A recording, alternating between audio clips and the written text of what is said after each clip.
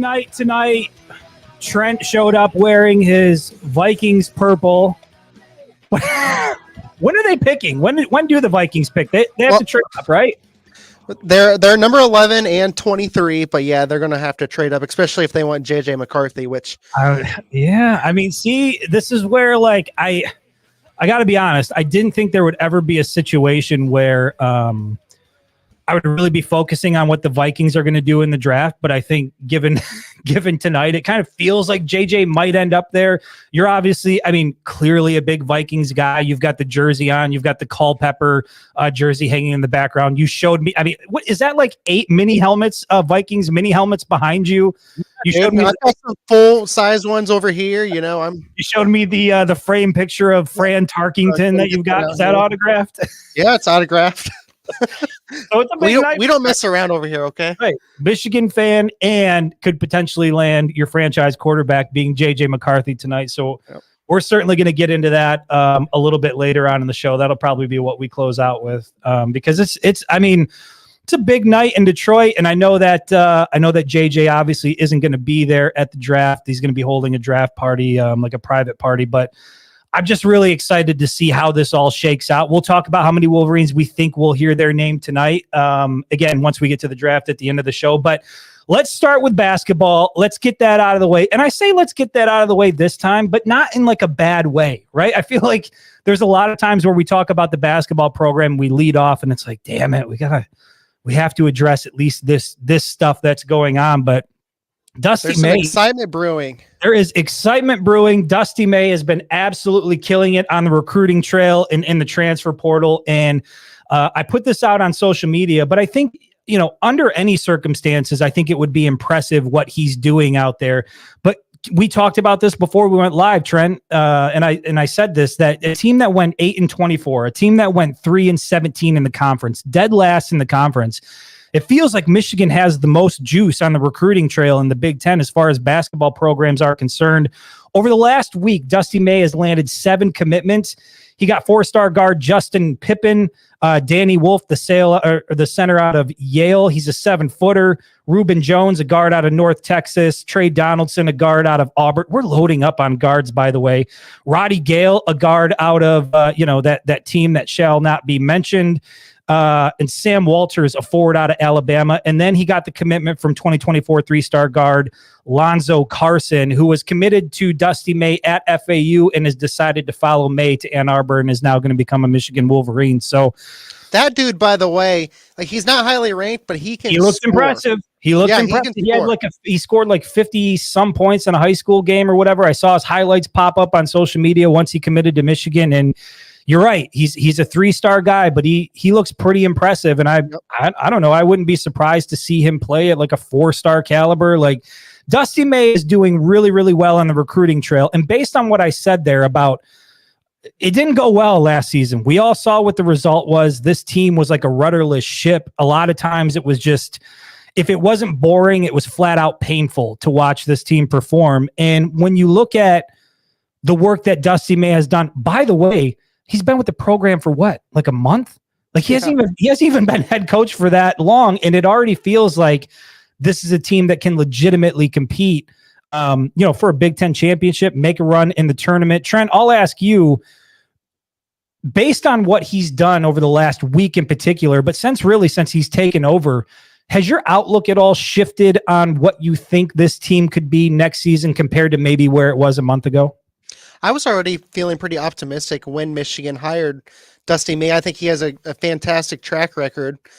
But yeah, I mean, I went from hoping Michigan could just be competitive, maybe at 500, to the roster that he's forming. I mean, I think that they should be right there in the NCAA tournament next season. He's getting a certain type of player. He said during his intro press conference that they would shoot a lot of threes. Well, he's going out and grabbing a bunch of guys that's what they do, is shoot threes and shoot them well. He's got some size. He has length. I mean, I'm extremely impressed as to what he's done with the roster so far. Yeah, and potentially you've got Vlad Golden hanging out there, who was at FAU with Dusty. And I mean, if he can land Golden, you're talking about right before we went live, we were chatting about this. You're talking about two guys that are like 7-footers and another guy who's pushing 7 feet. And then you look at all the guards that he's brought into the mix, and then with what Michigan already has, it certainly feels like, yeah. And I saw it mentioned in the comments, a 1-year turnaround seems crazy, but it certainly feels like Michigan is going to be very competitive. If not from a national standpoint, certainly within the conference. I think it's just been incredibly impressive to see what he's done. And again, considering the type of season Michigan had last year, this isn't a team that went out and won a conference championship or even a national championship. This was the worst team in the Big Ten Conference. And I would argue that they have the most momentum recruiting wise and in the transfer portal. If not only in the conference, nationally, like Michigan's on fire right now. And Dusty May might be the hardest working head coach in all of college. Does he sleep? Does Dusty May even sleep? I picture him as being one of those guys that sleeps with his eyes open. You know what I mean? He maybe needs like an hour to recharge his battery, and then he's right back at it on the recruiting trail. I was listening to an interview with Mike Boynton Jr., who the former Oklahoma State coach, now at Michigan. He was saying that he's never been around somebody that has so much energy like Dusty May. He said he has to bring it every single day, or he's going to be out energied by May. It just sounds like he's ready to go. Yeah, I mean, and I said this before we went live, I feel like today is a football day, tonight is a football night, but I feel like not bringing up what Dusty May is doing and addressing at least part of it to open the show would be doing a disservice to the basketball program and his work, because he's absolutely killing it. And I'm excited to see what this team looks like next season. There was not a lot of excitement within the basketball program when they played their final game, and I think Dusty May has really, really turn the tide. And again, it's going to be interesting to see how well they do. A lot of new faces. Again, basketball is like it's a little bit different in football in the way that you have to have guys that really know how to play with each other on the court. And I think that Dusty May will do a good job in that, but it's going to be interesting to see how all these guys mesh and how it all shakes out. So shout out to him. Shout out to the basketball program. They've been making a lot of noise on the recruiting trail and in the transfer portal. And that might be a good transition to talk football right there with the transfer portal, because I'm probably going to sound like one of the, call me a boomer, I don't know. Am I a boomer? I'm 40 years old. I don't know that I fall into that category quite yet. But Trent, let me say this. I understand that Michigan has been the beneficiary of the transfer portal, the football program, quite a bit. When you talk about Olu Olutimi, Josiah Stewart, Ernest Hausman, Jayshawn Barham, Miles Hinton. I mean, I can go down the list. Michigan has done really, really well in the transfer portal during the Jim Harbaugh era anyway. And even with all of that success that they've had, dude, I'm over it. I am over the transfer portal. I was texting you, what was it, a few days ago? I'm not going to name the player because I don't want to single this guy out. But he's a big time contributor for Michigan, and one of his social media pages like disappeared for a little while, and I texted Trent. I'm like, oh shit, I can't find his social. It disappeared. Like I think he's entering the portal. I started freaking out. The spring session has got me acting a little bit crazy as of late, and then of course DJ Waller Jr. Heading into his sophomore year, he enters the portal yesterday. Jeremiah Beasley and Amir Herring enter the portal today. I'll throw the question at you. Are you of the belief that, things are okay as they are, or do you think there needs to be some sort of change from the transfer? I read an article, I think it was from The Athletic earlier today, 2,300 scholarship football players. We're just talking about football players during this session have entered the transfer portal. 2,300. I've got a new number for you. I have a new number. You're a numbers guy, Trent. Let's hear it. So today at 12:14 p.m., a 247 Sports reporter, there are now 3,508 football players, FBS players, in the transfer portal. That breaks a record, and there's still 5 full days left to go in this window. Yeah. So I mean, what do you think about all that when you see what's happening? And I mean, maybe it's easy to be, yeah, Matt Kirby says, get off my long guy. Like, yeah, maybe I'm that. Maybe it's easier to feel negative when you're on the wrong end of the portal. But what do you think needs to happen? Like, this can't be good for college football, right? I don't think so. I mean, I don't know. I don't know what exactly needs to happen, but I feel like they have to at least limit as to what these kids can do. I personally so I was listening to Joel Klatt a couple weeks ago, and I liked what he had to say. He said you get to transfer one time with no penalty during your 4 years in college, and then if you're a graduate student, you can transfer one more time. So you can potentially transfer 2 times. If you want to transfer 2 times during that 4 years that you're there, then you have to sit out, just like it used to be. But that's probably, in my opinion, that's one of the best proposals I've seen. Oh, we're getting a little bit of love here. I guess we sound a little bit out of touch here, Trent. I don't know, man. Are we out of touch, or is it? Let's talk about Jeremiah Beasley just for a second, right? This is a guy who's been with the program for about 3 months now. He was heading into his true freshman season, didn't even play a game with the Michigan Wolverines, and now he's already in the portal. I get it. Like, look, one of the things that I think can be challenging when you have a lot of turnover on the coaching staff is that most of those relationships, like the foundation of those relationships, are built on the recruiting trail. So when you talk about Jeremiah Beasley in particular, Steve Klinkscale recruited him. Chris Partridge recruited him. Neither one of those guys are part of the staff now. So I can understand why there might be some sort of, interest in maybe looking elsewhere. But if you listen to various reports, there's also some reporting out there that at the end of spring or heading into spring or whenever it was, like, he wasn't happy with where he was at on the depth chart. And I find it difficult that if you're a coach in today's college football and you go through the spring and you're developing these guys and you're trying to figure out who are the guys I'm going to have available to me in the fall, you don't really have any assurances. Like, it's not like the NFL where certain guys are under contract and basically what your team is going to look like. At any moment, at any time, you could lose any number of guys. And we've seen Colorado be on the other side of this, where they essentially build an entire team of transfer portal guys. But I'm with you. I feel like I don't know what the solution is. I don't know if there's, maybe a transfer minimum. Maybe after you sign your NLI, like, you have to be with the program for at least a year. I don't know what the solution is, but I just feel like, has Michigan lost any key contributors? Not really. Like, I can go down the list, and I put out the transfer tracker earlier today, but here's a way to put things in perspective. Michigan has brought in, since they won the national championship, Michigan has brought in 2 transfers. They've lost 14.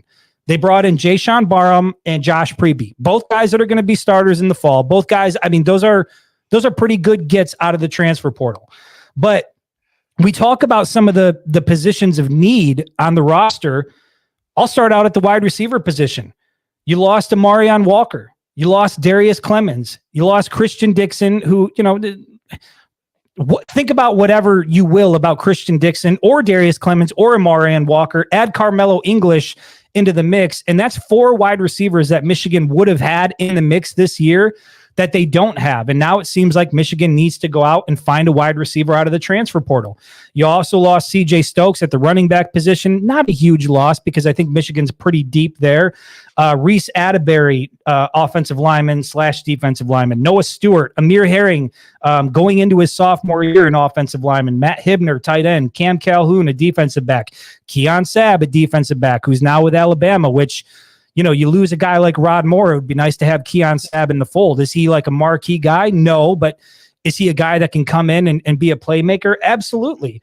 DJ Waller. This is a guy that I can't count how many times I brought up DJ Waller during the spring, because we heard so much about him and Jair Hill and how well they were performing heading into their sophomore year. And then we saw DJ Waller in the spring game go out and make big plays. He had an interception. I get that he fumbled it, but when you watch him play, he's big, he's physical. Like, he had all of the hallmarks of a guy who could be a marquee player. And regardless of where he was at on the depth chart this spring, I have no doubt that he was one of those fringe starters that could easily have worked himself into the starting lineup this fall, but we'll never know because now he's in the portal and he's headed elsewhere.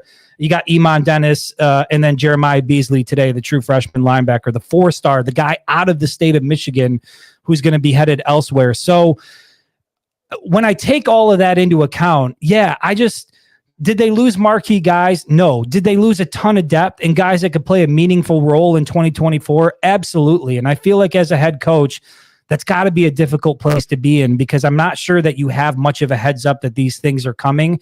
And it feels like you're always playing from behind. And I do feel like players should be able to make moves, right? Because we've seen coaches be able to do that, for years now, right? If you have a head coaching job, we saw Mel Tucker before he took the Michigan State job, tweet out, "I'm not leaving, I'm not going anywhere." And then he left and went somewhere. So I think players should have the same luxury of being able to make moves. But yeah, when you see a guy transferring 3, 4, 5 times and you see 2,300 scholarship players in the portal and you see, what was the number you gave me? 3,508. 3,500 guys in the portal this session, with 5 days still to go in the window. And let's be honest, I mentioned 14 Michigan Wolverines who have entered the portal. That's not the end of the list. There's going to be more in the coming days. And I feel like, whether you're a coach or you're a fan, I don't know, man, it's a shitty place to be because you never really, you get excited about these young guys. And then 3 of them in the last, 24 hours have entered the portal. So yeah, I don't know what the solution is, Trent. I don't know how you stop it. I don't know how you change it, but I cannot envision a scenario where the transfer portal remains this way for the foreseeable future. I feel like we are at most 2 to 3 years away from a change, but I wouldn't be surprised if we saw things change for the next season. Would you subscribe to that? Do you think that college football is going to change, or do you think this is just the way that things are going to be for a while? I don't think anybody can say that we would expect changes with who's in charge of everything. That's the whole wild card right now is the NCAA. I mean, if another entity took over next season, then I would subscribe that we would see a bunch of different changes.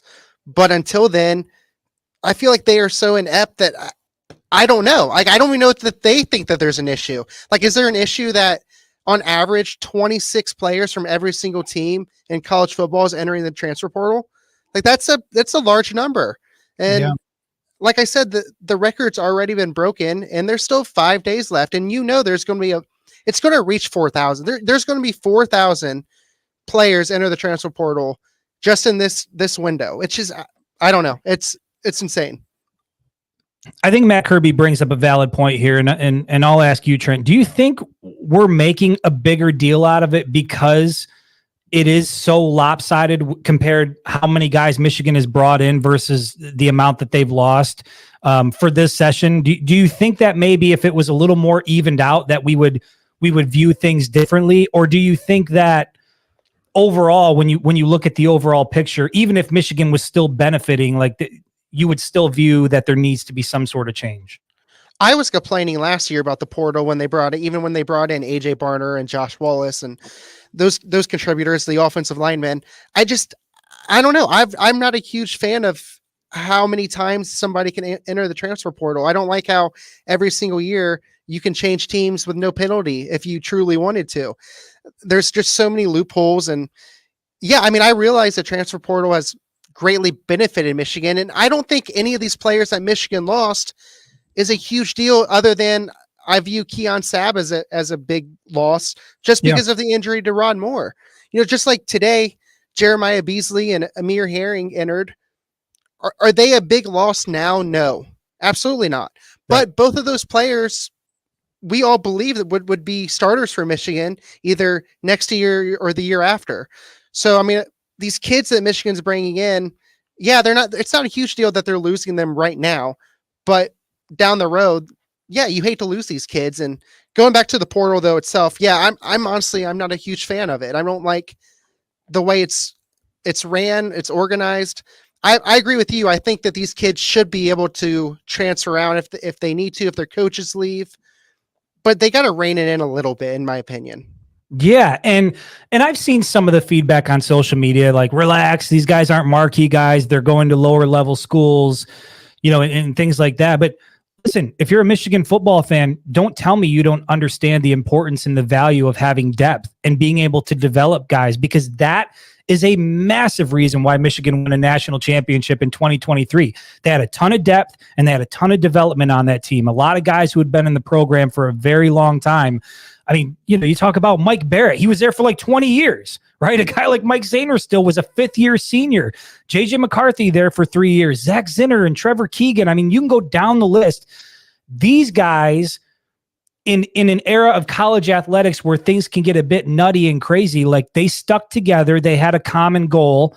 They developed together, and the end result of that was winning a national championship. And nowadays it just feels like, and I think this is one of the issues, is that I think Michigan's made it pretty clear that they have a process, and there's certain things they're willing to do in the portal and on the recruiting trail, and certain things they're not willing to do. And one of the things that they're not willing to do is pay for players, pay for them out of the portal, pay for them on the recruiting trail. Michigan is not going to do that. Their stance is, if you come here and you perform and you do well, there is an opportunity here for you to make a lot of money. And I don't doubt that that's the case, but I do believe, and when you look at the fact that Michigan is coming off of 15-0, they won a national championship. I think they're like 53 nationally in recruiting rankings right now. They've lost 14. They brought in 2 on the portal. Trent, do you think it's sustainable for Michigan to continue this NIL philosophy where they're not going to play the types of games that other programs are playing to lure guys out of the portal? Because I'll be honest, we know that tampering's happening. Some of these guys enter the portal. Before they enter, they already know where they're going. Those conversations are already taking place. I'm not expecting Michigan to do things like that. But do you think Michigan's NIL philosophy is contributing to what we're seeing this offseason in terms of where they're at in recruiting rankings and what's happening in the portal?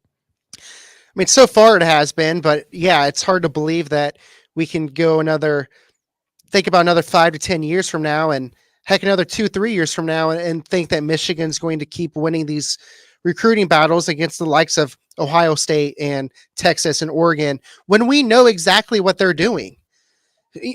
Michigan itself doesn't have to go out and tamper, but hey, maybe a cousin's cousin of a friend can. I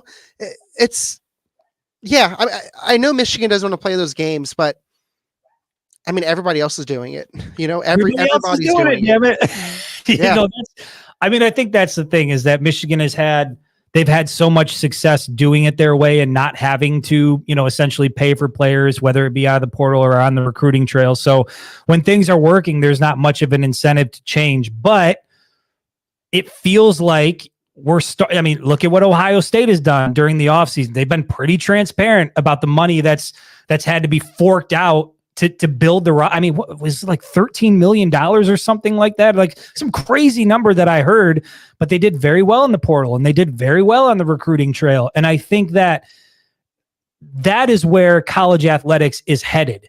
And that's part of the reason why I feel like it's going to have to be reined in, because, and we talked about this on the last show, I think right now Ohio State is like the best case available for, can you buy a national championship roster? And they've done a hell of a job during the offseason. But I think until Michigan sees that their way isn't going to work on the field, and that, you start to rack up some losses, and then you need to reevaluate. Until that happens, I don't see Michigan changing their habits much in terms of NIL and what they're willing to do. So we'll see how that plays out. Right now, it looks, I'll be honest, it doesn't feel like Michigan has the momentum of a team that just went 15-0 and won a national championship. And I think that's, on one hand, it's a little bit of a bummer, but on the other hand, I'm like really intrigued. Okay, Sharon Moore, it's your time. This is your team. What is this going to look like? What are you going to do? And we'll obviously find out this fall. And let's talk about these guys before they enter the portal. Some of these guys enter the portal, because I want to talk about the spring game, but I feel like if we had talked about the spring game like 4 days ago, like we'd already have to revise what it was we said, because some of the guys I'm excited about are in the portal. Should I bring up the fact that I absolutely dominated the spring game draft? Should we just? No, I don't think that this part really we need to really discuss. It's not Uh, fun for the viewers. I think we can just get to I went the real back and talking looked at point. the poll that we put out for our fantasy draft, and like 76% of the fans voted for Trent's team. And then I would have probably won 9 out of 10 times. Let's be honest. You know what? And had I gone with my gut and picked with Alex Orji for the first overall pick, had I done that, like it wouldn't have even been close. But like I gave that one away. I was being charitable in the draft. But dude, Kendrick Bell and Frederick Moore, these are two wide receivers. Well, let's pause. Frederick Moore is a guy that we heard a lot about during the spring session. He certainly showed why we've heard about him during the spring, during the game. I mean, he gets the ball in his hands. He's quick. He's shifty. He had like a 45-yard touchdown on that short throw from Davis Warren. But look, I'm going to pat myself on the back because I told you before the game, I said, look out for number 12. Look out for Ronnie Bell's little brother. This guy's got something. And you could see flashes of it during the spring game. Like he's got the size. He's got the athleticism. I was down on the field. Yeah, he's got to put on a little bit of weight. He hasn't been playing wide receiver for long. This is a guy who was a quarterback in high school. And so I think he's still making that transition. But he's certainly a guy that can factor in, I think this fall, Kendrick Bell can be that Cornelius Johnson type like target. I think he's got all of those intangibles. Trent, when you were up in the press box, you had a bit of a different vantage point than I had. When you watched Michigan compete this spring, and we'll get into the quarterback battle specifically next, but overall, what did you take away from the spring game? What were some things that stood out to you? What were your observations that you think are worth noting? Well, I'm not going to talk about the defense individually, but just as a whole, I don't think it's going to look much different. I don't think Michigan's going to skip a beat. You had players flying around. They were physical. They were tackling. I mean, I think Wink Martindale is going to have them as physical as what they were. They were disguising blitzes. I'm going to mention DJ Waller, but all the young corners look good. I mean, Waller. You can't mention DJ Waller anymore. He's unmentionable now. The guy that transferred, he had an interception, and then Jair Hill, he looked really good. Zeke Berry, he was flying around. So I don't think Michigan's going to lose much from defense from last season. I agree, and we heard that Zeke Berry was kind of fitting that Mike Sainristil mold a little bit, and I think during the spring game you could see it. Like he was everywhere, he was making plays. The guy's pretty versatile in the secondary, and so yeah, I think you're right. I think defensively, I don't think we're going to see much of a change, and I think the Michigan defense is going to be once again a top 5 defense nationally. Offensively, one of the things that stood out to me was watching Donovan Edwards run. He is a hard runner, and he's a guy that wants to be a home run threat every time he touches the ball. But in the spring game, during the carries he got early on, it was point A to point B, hit the hole and go. And I think if Donovan Edwards can do that, like he's always going to have that shake and shimmy and can get out of something and break it outside if he needs to and try to be that home run threat. But there's a lot of people that think Donovan Edwards can't run between the tackles, and he absolutely can do that. He is a tough runner. He's put on 14 pounds during the offseason, so I thought he looked pretty good. I thought the group of wide receivers looked good, all things considering. Hold on one second. Let me ask you about the receivers. Yeah. After watching the spring game, are you on the same page as me that you think that they need to hit the portal and get 1 or 2 receivers? Yeah, I mean, I do because of that depth that we talked about. You don't have Darius Clemens, you don't have a Marianne Walker, you don't have Carmelo English. You don't, you need some depth there. But at the same time, I like Tyler Morris, I like Samaj Morgan, I like Frederick Moore, I like Kendrick Bell. So I do like a lot of the options that they have there, but certainly I think that they're going to need some depth at that position. Offensive line, I agree with Sharon Moore. He did the presser, what was it, Monday? I think he was at a press conference that, Monday. We went to the press conference and we talked to him about spring. And when it comes to offensive line, like that takes a while. It takes a while for guys to gel and mesh, and it's really not something that you have a good grasp of until the fall, to be quite honest. But overall, offensively, I think Michigan looked good. Obviously, all eyes were on the quarterback battle. Everybody wanted to see Alex Orji throw the ball. We talked about it before the spring game. I asked you, how many throws do you think would be acceptable for Alex Orji? You said 15? 10. I was happy to see 10 and throws. Yeah, we were right about 10. We got 18 attempts out of Alex Orji. let's start with Alex Orji before we talk about the battle as a whole, because I put out an article, wingedhelmetmedia.com, about, some of the things that Alex Orji said after the game. And Trent, you and I were there in the post-game press conference. You talk about a guy that sounds like QB1, that presents himself like QB1, carries himself that way. Alex Orji's got all of that. I was very impressed with his post-spring presser, but there was big mixed reaction when it came to Alex Orji and what he looked like on the field on Saturday. So before we get into that, there's some people that thought he looked good, looked like QB1, and there were other people that, a lot of his completion, he was 13 of 18 for 101 yards, didn't throw a touchdown through the air, but he got one on the ground.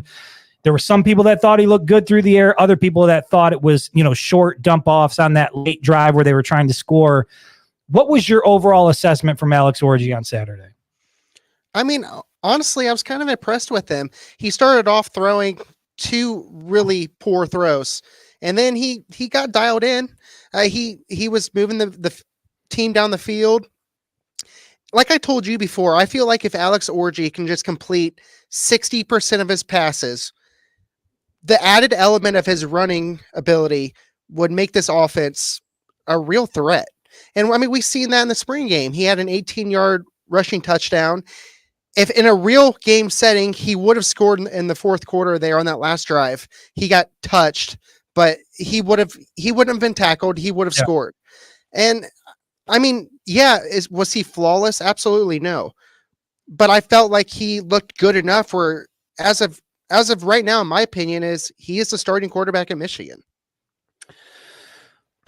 I agree. And I think, I'm going through the comments right now, from the Facebook page, Ralph Lewis says mechanics need work. Matt Kirby says, a tad of the sidearm throws. Another from the Facebook page, Ethan Travis, Alex is more of a runner than a thrower to him. I don't necessarily disagree with some of that assessment. Like it was clear to me that Alex,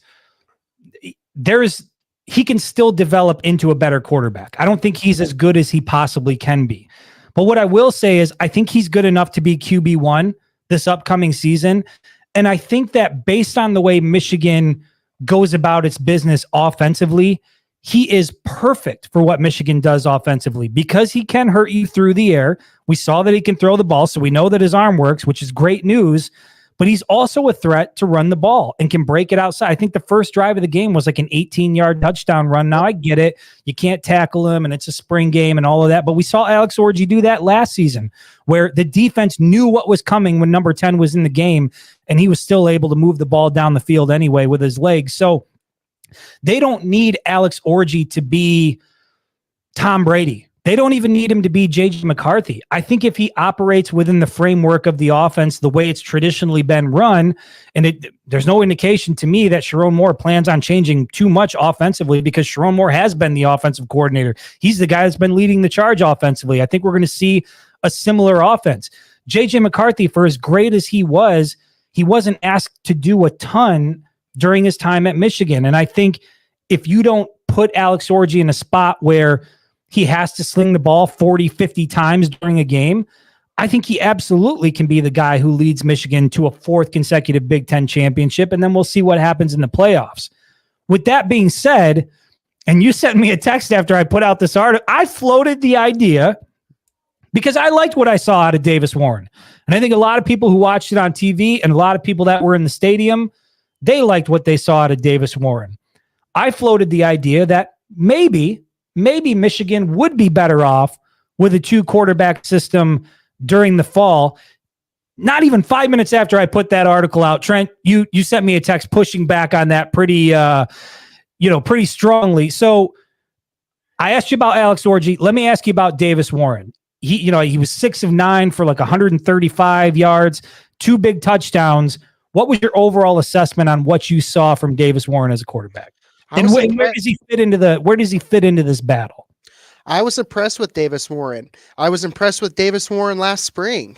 I think that both spring games, he's been really, really good. However, we saw him come in and mop-up duty last year a couple times, and he went 0 for 5 with an interception. He didn't look like the same quarterback that we saw in spring last year, during during regular games. So I don't know. Right now, I'm not subscribing to the fact that I think Warren can start here at the University of Michigan. Is Warren a potential number 2? Absolutely. I think you roll out Alex Orji, and if he's struggling, you throw in Davis Warren or Jack Tuttle, and they probably have a little bit better mechanics and just throwing ability than what Orji does. But with the added running ability that Orji has, as like I said, as long as he can move the chains, complete the simple passes, I don't see how you don't roll him out there week 1 and at least give him a chance to earn the starting job by himself. Yeah, I mean, I would say at this point, and again, there's, you got summer, you got fall camp, there's a long time before the 2024 season kicks off. But I would say at this point, Alex Orji is the favorite. He's the QB1 as of now.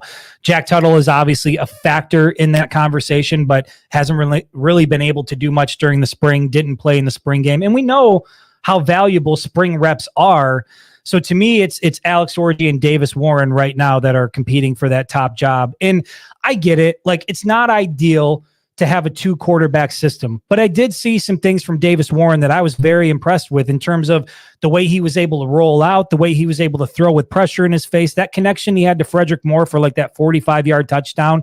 He was rolling out to his right, and then he threw it back to his left with Frederick Moore in stride, and that led to the 45-yard touchdown. Hell of a block downfield, by the way, from Kendrick Bell.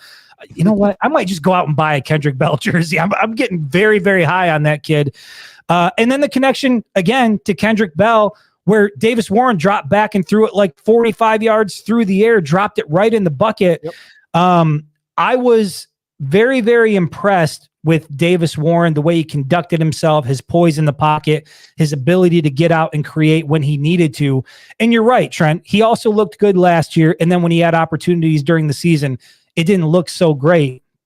But I think he's also had another year in the system. He's a senior now. Alex Orji referred to him in that post-game presser as like the quarterback guru of, the mechanic guy. Like this is Davis Warren, just so you guys are aware, is the guy that all the other quarterbacks go to for like the mechanics and to learn like more about, outside of Kurt Campbell, the quarterback's coach. It seems like Davis Warren fits that mold as well. So, is it ideal to have a 2 quarterback system? Not necessarily. You'd love to have JJ McCarthy back for another year and know who your quarterback is. But at the same time, I don't necessarily see Michigan being at a disadvantage if you do see a scenario in the fall where Davis Warren and Alex Orji are splitting reps for different packages. Because if you have Davis Warren in there, it's going to be a pass. If you have Alex Orji in there, might be a pass, could be a run. You know what I mean? So I think using those 2 guys could keep a defense on their heels, keep them guessing, really not be sure what's coming next. But I think you're ultimately right. I think if Alex Orji can hit the short to intermediate passes, and you don't have to ask a lot out of him in terms of his arm, and we didn't see him throw the deep ball. We didn't, we saw it out of Davis Warren. We didn't really see that out of Alex Orji. But if you're not going to have to ask a lot out of him through the air, then I certainly think he can be the guy. I'd be interested to see if Michigan gets in a situation where they need to sling the ball or they're trailing. Maybe it's week 2 with Texas in Ann Arbor. Right. And you got to go through the air. You've got to move the ball down the field. Is Alex Orji that guy? Can he be? I saw him throw accurate balls. I saw him throw great balls, but I also saw some inaccuracy, maybe some rushing it a little bit. Can he be consistent enough to be the guy in Ann Arbor? I guess we'll have to wait to the fall to figure that out. But I think you're right. If Michigan's offensive scheme stays the same, and it sounds like it's going to, I think Alex Orji has all the right tools to be QB1. There's a lot of people that think they don't have QB1 on the roster right now. There's a lot of people think that Michigan needs to go to the portal. Trent, I know that you have certain feelings on Alex Orji. Do you think Michigan needs to go looking in the portal for a quarterback at this point? Where do you stand on that? I'm not totally against it, but it's got to be the guy. Like, you can't go out there and bring in somebody that's going to just compete with Alex Orji. Right. Yeah. Correct. Because then you're going to make that room mad and you're going to have guys leave.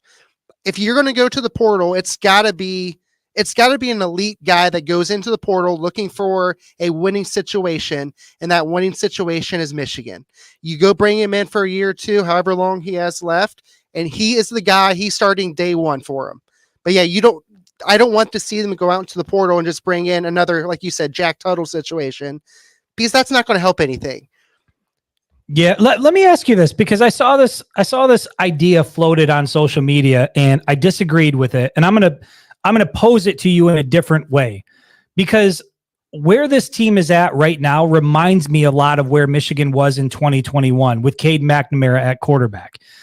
They've got some guys, right? They had Hassan Haskins back in the day, and Aiden Hutchinson and David Ojabo at the edge. And I'm not saying that Michigan has that now with Derek Moore and Josiah Stewart, but at the quarterback position in particular, is there any scenario like if number 12 was back in the fold, if Cade McNamara was back in the mix, would he be your guy going into 2024? Is he, in your mind, head and shoulders above the other current options that Michigan has? I don't think so. I don't think he's head and shoulders better. Do I think right now I would say he would be the number one guy, but is he head and shoulders? Like, if you go and grab him, do you know that he's going to start every single game for Michigan? I don't know. Like, yeah. I don't know. Like, is he that much better than Alex Orji? Is he that much better than what Davis Warren or Jack Tuttle could be? I don't know. Yeah. And let's say it's Cade McNamara's talent, right? Take Cade out of the equation, but let's say that guy is available in the portal. You said it yourself earlier. If you're going to get a guy in the portal, he has to be the guy. Again, take the name off, just the skill set that Cade had. If that guy's in the portal, are you bringing him into the mix? Knowing that it will cost you to lose some guys. Let me ask you this. So in my mind, what Notre Dame did last year, they went out and got Sam Hartman. Mm-hmm. That's kind of what I'm thinking. Do you think Cade McNamara or his ability is as good as like a Sam Hartman was? Okay, so that's what I'm looking at, is someone like a Sam Hartman or even Riley Leonard from Duke. Notre Dame went out and got him. I think that's what Michigan would need to do to make it worth it. Yeah, I agree. Unless there is a bona fide, like, this is QB1, there's no question about it, we're going to go get him in the portal. And we're so confident in this guy that we know we might lose Alex Orji to the portal. We know we're going to lose, Jaden Denigler or some of these other guys. Hell, you could lose Jaden Davis. There's still 5 days left in the portal. God knows what's going to happen. But yeah, I think if unless that guy shows up in the portal, to me, I think Michigan, and I subscribe to what Kurt Campbell said earlier in the spring, that he believes that the quarterback that can lead Michigan this fall is on the roster. Now, again, he's a quarterback's coach. He's the offensive coordinator. He's not going to step to the podium during a media session and say, we got to go to the portal. We got to get a quarterback. We don't have the guy here. Like, he's not going to say that. But I take him at his word that he thinks they have the right guy in the building to get it done. We talked about Alex Orji and Davis Warren a little bit. I think going into it, I was really curious about how Jaden Denigler was going to look, how Jaden Davis was going to look. Anything you want to touch on about those two guys? I mean, they didn't really have as many reps. I think Jaden Davis, as a true freshman, he looked all right. It was exciting to see him out there, the highly recruited kid, highly rated kid. It was nice to see him in the big house, get to sling the ball. Any thoughts on the other guys that are part of the battle right now? Yeah, going into it, honestly, I thought it was the number one QB was a battle between Denigler and Orji. Yeah. And when Denigler didn't even come out as a starter, that kind of told you everything you needed to know there. But yeah, he didn't do anything to help himself in the spring game. He threw an interception, he fumbled the ball. It was just a bad game. And then Jaden Davis, I think he only threw the ball 4 or 5 times. But I mean, he for a true freshman in that setting, I thought he threw the ball well, and that deep ball to Peyton O'Leary was right where it needed to be. And Jair Hill made a great play. He sure did. He did it right in front of me. And the damn referee stepped in front of the shot, because had he not, I would have had that whole sequence. But the referee got in the way. That's beside the point. But you're right. Yeah, that was a hell of a throw. Peyton O'Leary damn near had an incredible catch, like snatched it out of the air, had it on his helmet. And then you're right. Sophomore defensive back corner Jair Hill came in and knocked it loose. And I think that's probably why Jair Hill is, to me, I think he's a starter this fall. He's got that dog mentality. He's physical. He's fast. He wants to, like, I saw him flying around. He's a scrappy guy. And I like guys like that in the secondary, because when you're a wide receiver and you got to line up against somebody who's scrappy, like, that makes for a long afternoon. And Jair Hill is definitely that. But I agree with the quarterbacks going into the spring game. I thought it was Alex Orji, Jaden Denegal, given that Jack Tuttle was out. That was where I thought the battle was going to be.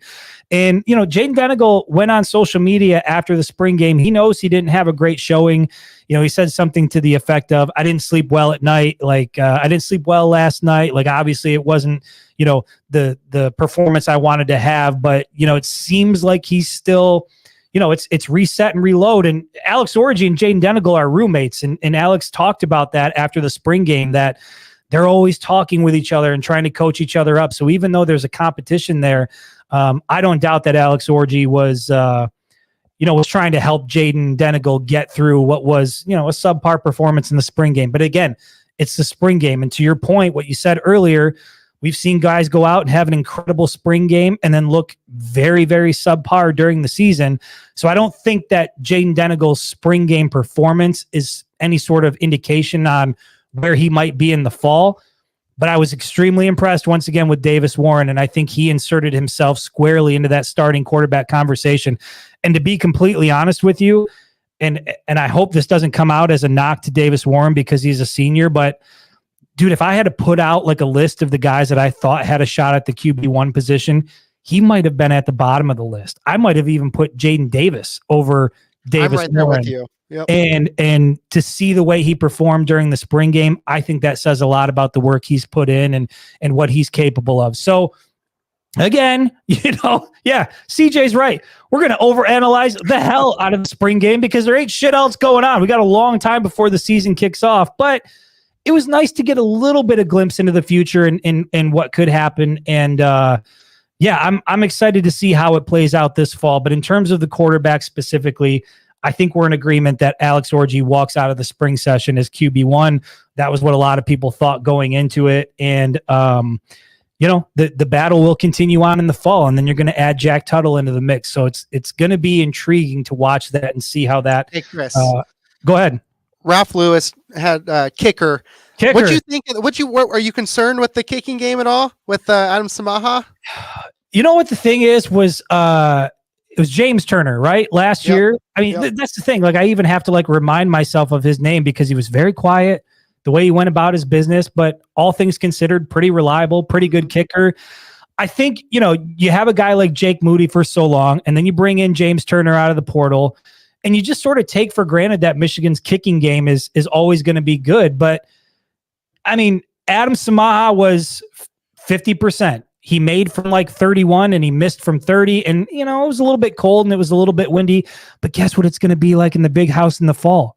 Cold and windy. Yep. That's how it works. So am I concerned? No, because there's plenty of time to work on that, plenty of time to develop. But, would you love to have a Jake Moody on the roster? Absolutely. I mean, the kicking game and the special teams game, especially for the type of football that Michigan plays, I think that's essential to have that. So, do you got to go to the portal there? I mean, let me ask you that. And this is how maybe we'll close out the spring game stuff.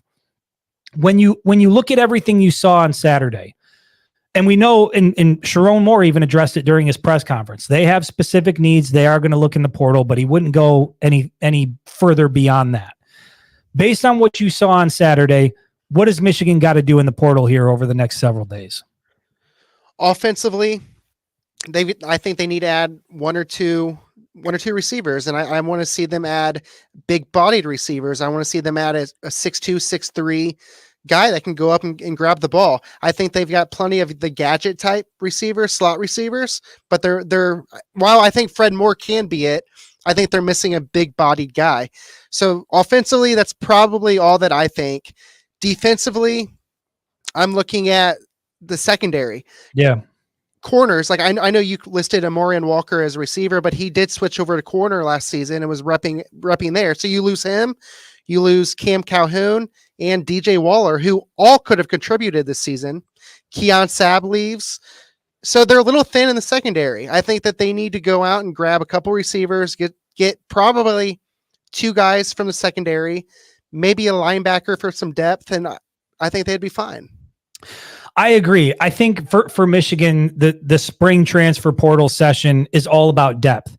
I don't think Michigan's going to go in and find a bona fide starter this spring. Like, I think the starters are already on the roster. But I agree with what you said, Trent. I think in the secondary, Michigan could certainly use some depth because they lost a lot of guys.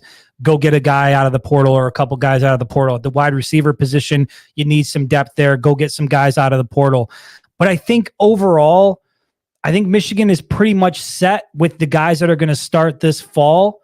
So, if you're one of those people that thinks Michigan's going to make a big splash in the transfer portal here in the next several days, I wouldn't hold your breath because I don't think that's going to happen. I think the guys that they're going to be able to bring in are going to be depth guys, and the guys who are going to start this fall, we saw to a certain extent on Saturday.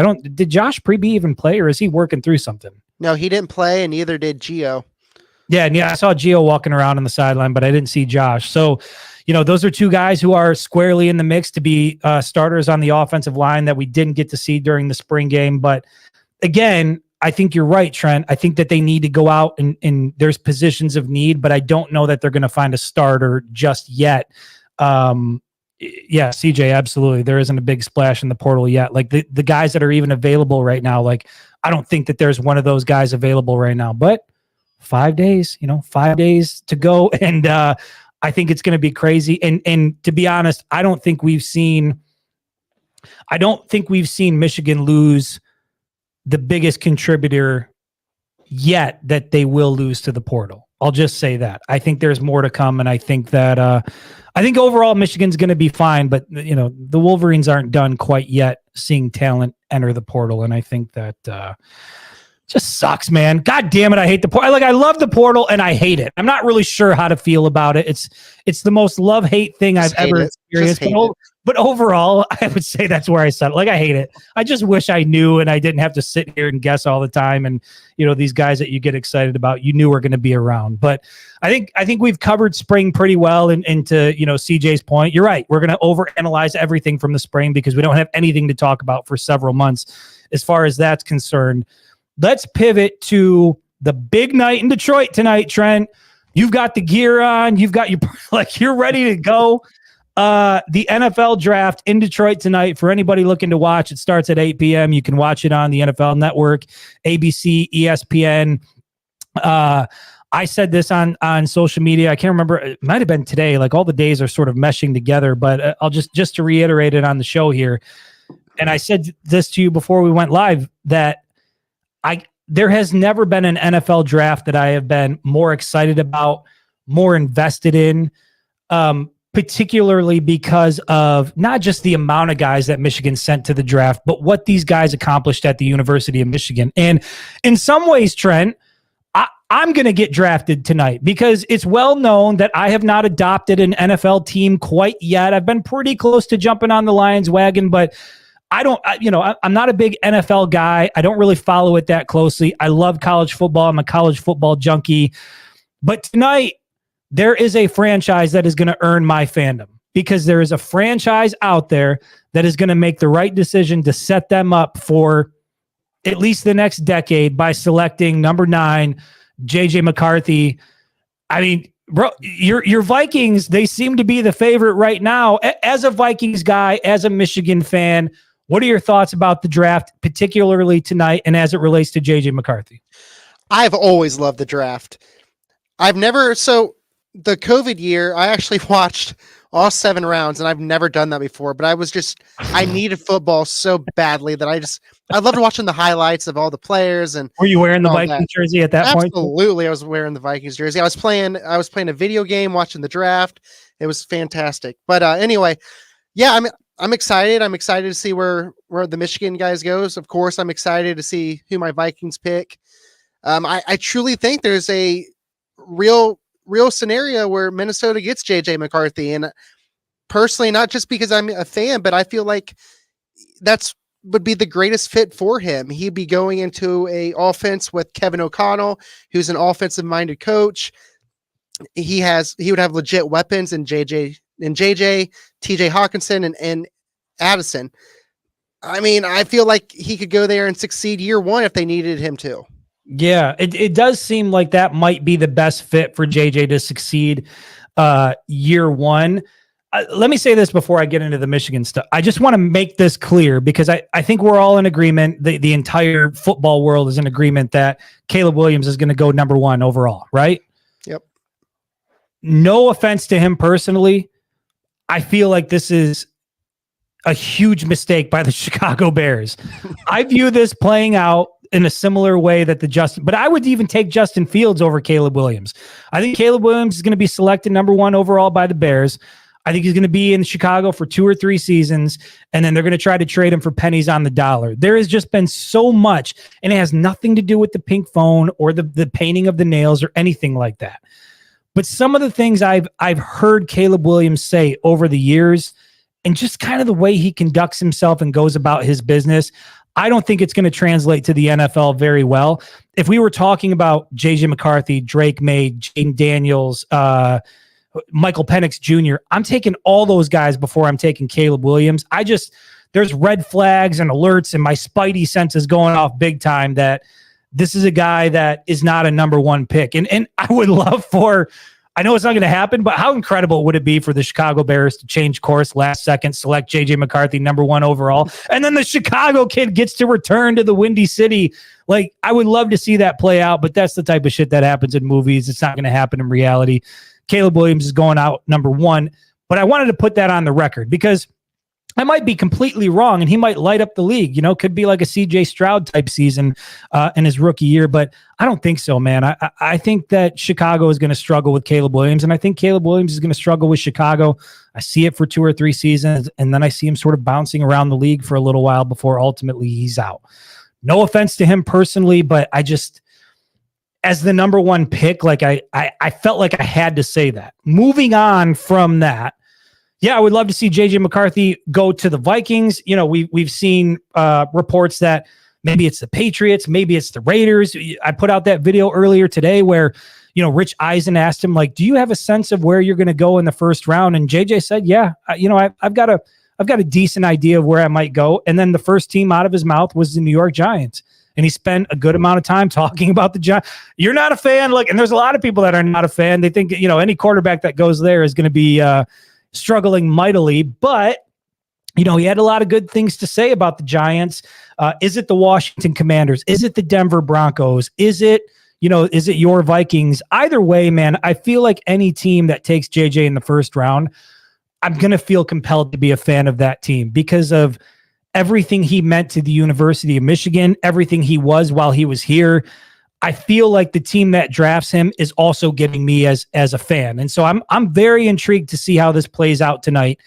In terms of the first round of the draft, do you think we're going to hear any other Wolverines called tonight? You floated one name to me the other day. Do you think it's just JJ tonight, or do you think Michigan fans might expect another one or maybe even 2 names? If I had to put money on it, I would say JJ will probably be the only Michigan player drafted in round 1. However, I have seen plenty of mock drafts with Chris Jenkins, late first round, Mike Sainristil, late first round, and Roman Wilson, late first round. I've seen all 3 of those guys go towards the end of round 1. So would it be crazy and shocking if it happened? No, I don't think so. I think there's a chance. Now, again, if I had to put money on it, I would say JJ is probably the only guy in round 1, though. Any chance Jim Harbaugh does something crazy there and selects his guy and then tries to offload Herbert? I've seen that floated around. Look, I'll say this. I don't think it's going to happen either, but if there was a guy who would try to do it, don't you think Jim Harbaugh kind of fits that mold? Oh yeah, if there's a guy that would do it, it's definitely Jim Harbaugh. And here's another thing that I think would make it again, this is the type of shit that happens in the movies. It's not going to happen in reality, I don't think. But if JJ is taken tonight in the first round, he will be the first Michigan quarterback since 1987 to be selected in the first round of the draft. Who was the last quarterback to do that? Jim Harbaugh himself with the Chicago Bears. And so either way you cut it tonight, Jim, this JJ and Jim Harbaugh connection, I think is still, carrying over into the NFL draft. And the fact that I can't believe it's been that long since Michigan's had a first round quarterback. But I mean, I was 3 years old the last time it happened, and here tonight we're going to get to see it. So I'm excited, man, and I think that I'll end on this as we're approaching an hour solid on the show. Again, the draft starts at 8:00. Trent and I want to get off here a little bit so that we can start to get prepared for that. I've got a draft tracker that I'm going to put out on the social media channel and on wingedhelmet.com, or I'm sorry, wingedhelmetmedia.com. In case you can't follow live, you'll be able to see all the updates there. But where I started this conversation was about the excitement that I had for the NFL draft. And I think that what I'm feeling and what a lot of Michigan fans are feeling tonight, even if you have your interests in your NFL team, whatever your favorite team is, this team just took us on such an incredible ride. We talk about guys like Zach Zinner, Roman Wilson, Mike Sainristil, Trevor Keegan, Blake Corum. Like, where is Blake Corum going to go? I hope he ends up out in Los Angeles back with Jim Harbaugh. Jim Harbaugh is going to take at least one Wolverine in the draft, right? He can't go an entire draft without taking a Wolverine. But I think that the excitement that a lot of Michigan fans are feeling tonight, it's about JJ McCarthy going in the first round. But make no mistake, like, we're interested in all of these guys, 18 of these guys and where they're going to end up. And I think that's a testament to what they meant to the University of Michigan and what they provided to a fan base that got to experience what's probably the greatest sports ride most of us will be on in our lifetime. To watch the Wolverines go 15-0, all the adverse. I mean, it wasn't even like a normal 15-0. That last season was a weird season with the Connor Stallions things and the investigations and what's going to happen. And Jim Harbaugh's there and he's not there. And then Sharon Moore's coaching Ohio State. It's like the fact that they were able to do what they did under the circumstances they did it. And then when you talk about the era of college football that we're in now with the transfer portal, with NIL, these guys stuck together. They had a common goal. They faced a ton of adversity. They go 15-0. They win in the Rose Bowl against Alabama, which I think that'll probably be my favorite game till the day I don't know. I don't know that I'll ever see a game or experience a feeling quite like I experienced in Pasadena that night. And then obviously the national championship against Washington. The excitement that we're all feeling right now is a testament to what this team did and the character of these guys and their commitment to the University of Michigan. And I'm grateful for that, thankful for that. And I'm going to be a fan. I want to see what Mike Sainristil does at the next level. I want to see Blake Corum highlights on Sundays. I want to see where I'm probably going to order a JJ McCarthy jersey tonight if there's one available. You'll look good in the purple. You'll look good in purple. I do look good in purple. I do look really good in purple. A lot of purple on the necklace here that my daughter made me. But wherever he goes, wherever these guys, Trevor Keegan, Zach Zinner, Mike Barrett, who again was with the University of Michigan for years and faced a ton of adversity and was there at the 2020 season when they went 2-4. And it was just, these guys meant a lot to the University of Michigan and they gave us an incredible experience. And because of that, I feel very invested in this draft and where these guys are going to go. And I can't wait to watch them on Sunday. So I'll leave it at that. Trent, are there any parting thoughts you want to share here about the draft as you go to get your purple Kool-Aid and put on your purple hat and sit on your purple couch and gear up for the potential of JJ McCarthy becoming the franchise quarterback for your favorite team? I'm telling you, I'm willing it to happen. I don't know. I just think that it just all makes so much sense. Minnesota needs a quarterback, and they're super high on JJ McCarthy, and his skill set would be fantastic in Minnesota's offense. And it just makes too much sense not to happen. But yeah, I'm the same way as you. Like, not only am I a fan of the NFL and I enjoy watching it and I enjoy seeing where guys go, but yeah, I mean, covering Michigan, I'm just excited to see where these guys go and just to be able to track their career in the NFL. It's going to be fun. And this is the start of it right tonight. You got to love to end a show like this. Elvis from the Back from the Dead from the YouTube page. JJ is overrated. I hope the Vikings don't pick him. He's not a first round pick. Like Elvis from the top rope. Look, man, don't be a hater. Come on, Elvis. Get on board with the JJ McCarthy train. Again, for anybody looking to tune in tonight, ESPN, NFL Network, I think ABC. It starts at 8 p.m. First round of the NFL draft. Let's see where JJ McCarthy's going to go. Make a little bit of history. Join Jim Harbaugh as that first-round quarterback selection. As always, appreciate everybody for stopping in here. Even Elvis made an appearance at the end of the show. Trent, good luck. I wish you the best of luck. I hope you get your franchise quarterback tonight, and we'll see you next Thursday. All right, man.